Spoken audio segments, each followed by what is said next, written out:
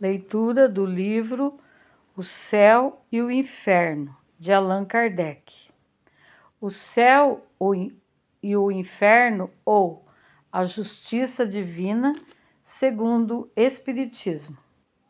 Exame comparado das doutrinas acerca da passagem da vida corporal à vida espiritual, das penalidades e recompensas futuras, dos anjos e demônios e das penas eternas, etc., seguido de numerosos exemplos acerca da situação real da alma durante a morte e depois dela. Edição inteiramente revista segundo o original francês por João Teixeira de Paula. Por mim mesmo juro, disse o Senhor Deus, que não quero a morte do ímpio, senão que ele se converta, que deixe o mau caminho e que viva. Primeira parte: o céu e o inferno. Doutrina: o porvir e o nada. 1. Vivemos, pensamos e operamos. Eis o que é positivo. Morremos. Eis o que não é menos certo. Mas, para onde vamos ao deixar a terra? Que seremos após a morte? Estaremos melhor ou pior? Existiremos ou não? Ser ou não ser é a alternativa. Para sempre ou para nunca mais? Ou tudo ou nada? Viveremos eternamente ou tudo se aniquilará de vez? É uma tese essa que se impõe. Todo homem experimenta a necessidade de viver, gozar, amar e ser feliz. Dizei àquele que sabe que vai morrer, que ele viverá ainda, que a sua hora é retardada.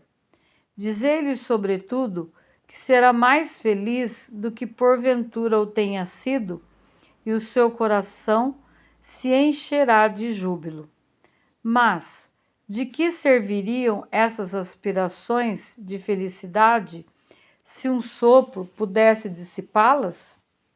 Haverá alguma coisa mais desesperadora do que esse pensamento de destruição absoluta?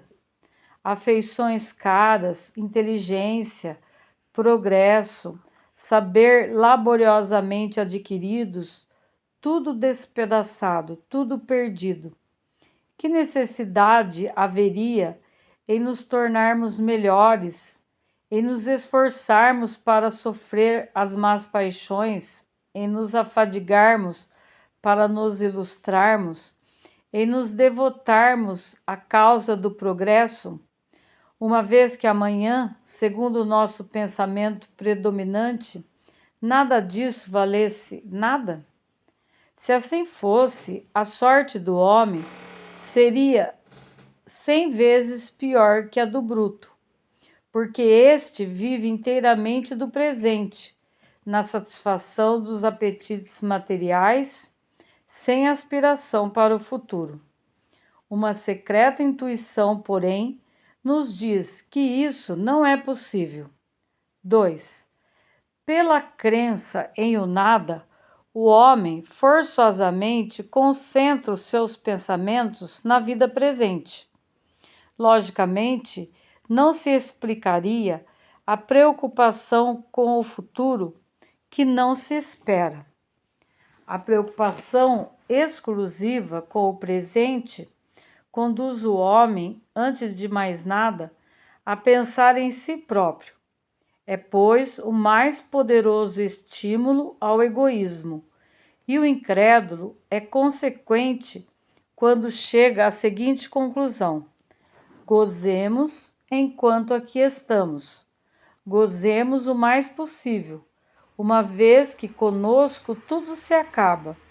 Gozemos depressa, porque não sabemos quanto tempo existiremos. Ainda consequente é esta outra conclusão, aliás, mais grave para a sociedade. Gozemos, não obstante tudo, cada um por si. A felicidade neste mundo é do mais astuto.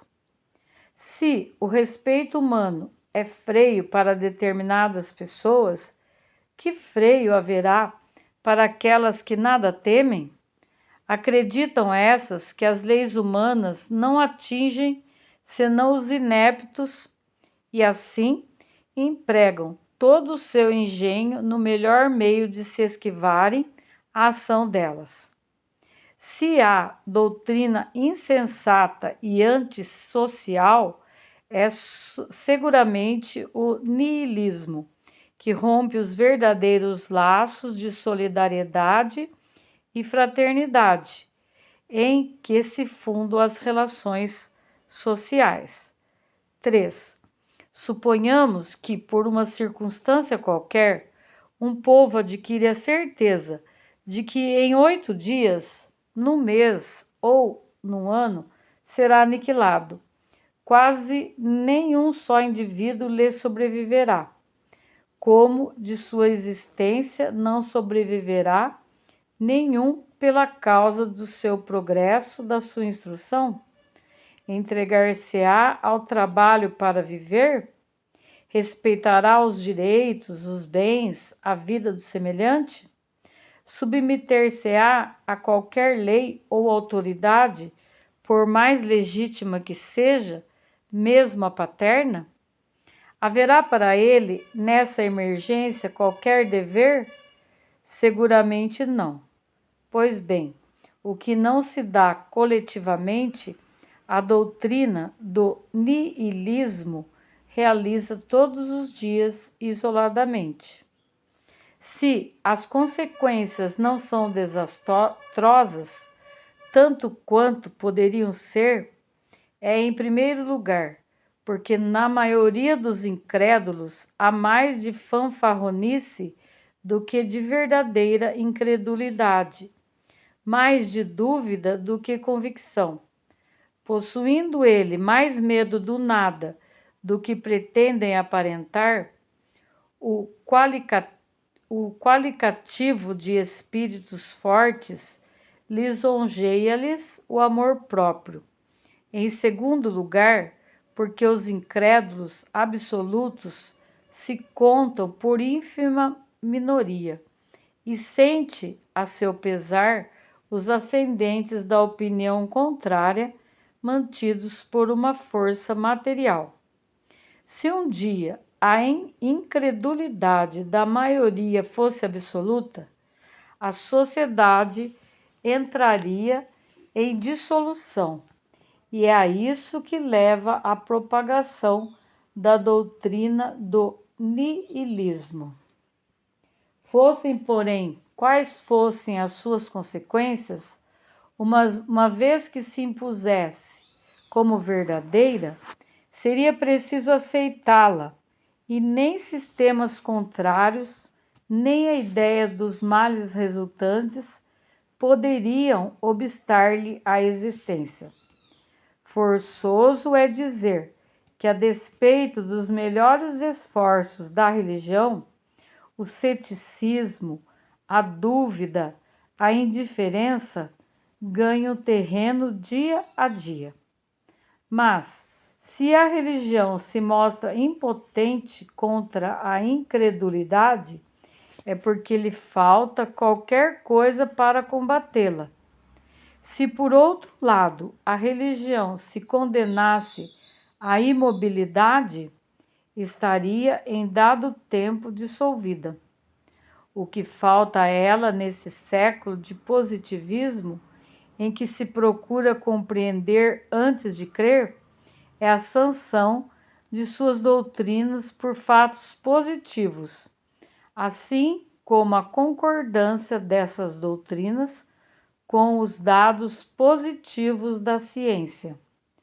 Dizendo ela ser branco o que os fatos dizem preto, é preciso optar entre a evidência e a fé cega.